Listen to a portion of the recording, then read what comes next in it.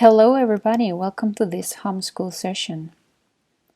For this session, we're going to be focusing on 3 different areas: grammar, vocabulary, reading and speaking. For this session, you need to have with you your notebook, your book, your tablet, and your dictionary. Let's start with grammar. The objective is to identify and apply the simple past and present perfect tenses in a given context. First, let's analyze the following cartoon. Have you ever been to the jungle? Yes, I was there on holiday last year. As you can see, we are using the simple past versus the present perfect tenses. Let's try to have a quick review on the form of the simple past. Affirmative sentences. We use the verb in regular form or verbs ending in ed, or verbs in the irregular form, those verbs that have a different form of spelling or pronunciation. Examples: I played soccer yesterday, I ate pizza yesterday. Remember that you have a list of irregular verbs in your book, page 165, or your dictionary, page SC8. For negative sentences, we use auxiliary didn't plus the verb in the base form. I didn't play soccer yesterday, or I didn't eat pizza yesterday. And for questions, we use WH if it is a WH question, auxiliary did plus a subject plus a verb in the base form, and complements if we have complements. Did you play soccer yesterday? Where did you eat pizza? Now everybody, please pause the video because you have to take notes in your notebook. Play the video once that you finish taking notes. As for the simple past tense of the verb to be, affirmative form, was or were. I was late for school yesterday, they were late for school yesterday. Negative form, wasn't or weren't. I wasn't late for school yesterday, they weren't late for school yesterday. And for questions, WH if it is a WH question, was or were plus a subject plus a complement. Were you late for school? Why were they late for school?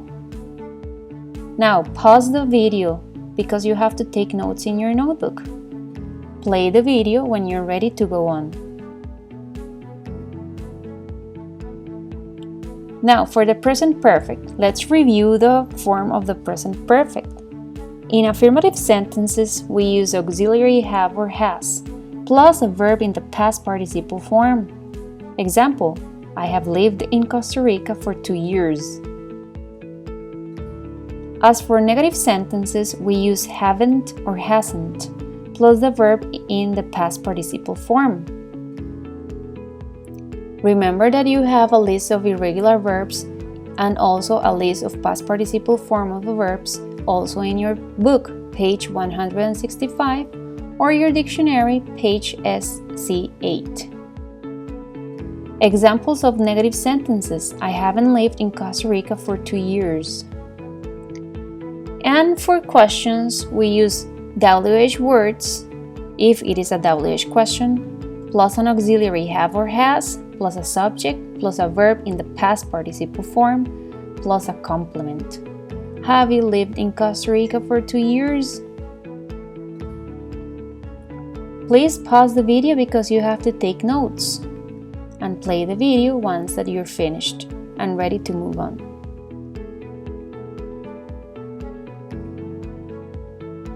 In terms of the use of the simple past versus the present perfect,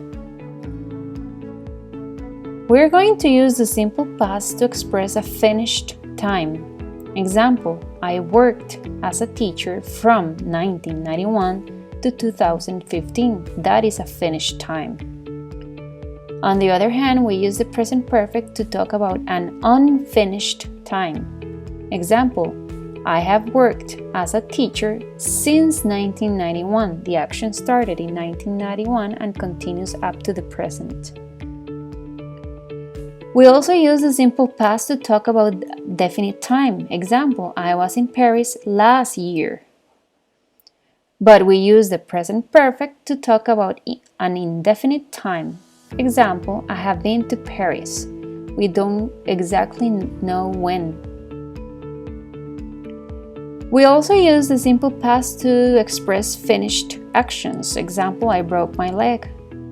And we use the present perfect to express a finished action connected somehow to the present. I have broken my leg. That means that you broke your leg, but maybe right now you need to go either to the hospital, or you are in pain, or you need help. So your action, the past action, is connected to the present.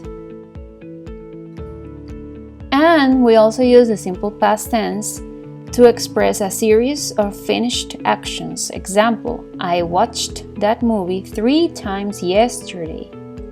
On the other hand, we use the present perfect for repeated actions in the past that somehow are connected to the present.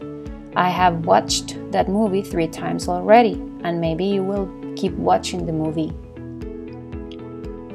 Please pause the video because you have to take notes in your notebook. Please take full notes in your notebook. Play the video when you're ready to keep on going. Some of the keywords for the simple past or present perfect. Please pause the video to take notes of the keywords that let us know that we are referring to a simple past tense or a present perfect tense. Play the video when you're ready to continue. Now it's practice time. For practice time, you need your book, page 134 and page 16. Pay attention to the instructions, please. Page 134. Exercise A. Complete the mini dialogues with the present perfect form of the verb in parentheses and an adverb from the list. You can use the adverbs more than once. Example, you, the lottery? So maybe we can say, have you played the lottery yet? That's why I'm smiling. I won $50. Part B, right or wrong? Write a check or an X next to the sentences. Write a check if the sentence is correct. Like here, I have never been in debt. Or write an X if the sentence is incorrect. Like here, how much has your new camera cost? Don't forget to correct the sentences that are incorrect. Example, how much did your new camera cost? Page 16. Exercise A. Read the conversation. What are they arguing about? Try to find an explanation of what they are arguing about. Part B. Read the conversations again and put the verbs in the present perfect or the simple past.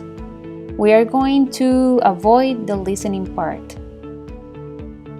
Once that you complete the paragraph with the correct form of the verb, move to exercise C. Do we use the present perfect or the simple past tense for a completed action in the past? Or do we use the present perfect or the simple past tense for recent actions when we don't ask or say exactly when? Please pause the video so you can start doing your exercises. Don't forget to check your answers by using the answer keys located in Unit 2A. Play the video when you're ready to continue. More practice on grammar. Please access the Schoology platform, go to Unit 2A, and you will find an online practice, Practice 1 and Practice 2, about the simple past tense versus the present perfect. In here, you have to put the verbs in the correct tense, either the simple past or the present perfect. Remember that it is important to always check your own answers. You can check your answers if you replace the wrong answers by correct answers. Now pause the video so you can start doing your online practice. And play the video again when you're ready to continue. Now, vocabulary, reading and speaking. The objective is to identify and apply vocabulary related to money in a given context. First of all, please let us know if you are a spender or a saver. So go to page 15 in your book. Read the questionnaire. Are you a spender or a saver? And choose your answers for each of the questions. You have 5 different questions and you need to choose the best answer that describes you, either A, B, or C in each of the questions. Pause the video so you can answer your questions. Play the video when you're ready to continue. So, are you a spender or a saver? To find out if you're a spender or a saver, go to page 124. Check your answers. If most of your answers are A, you can be trusted with your own money, so you are a spender. If most of your answers are B, although you understand how to manage your money, sometimes you need to be a little more organized. If most of your answers are C, congratulations, you're a saver. Now you're going to share your answers. You're going to send a voice message to one of your classmates. Tell him or her why you are a spender or a saver. But please, make sure that you give him or her enough reasons why you are a spender or a saver. And please, use English. Now pause the video so you can send a voice message to your classmate. And don't forget to play the video again when you're ready to continue.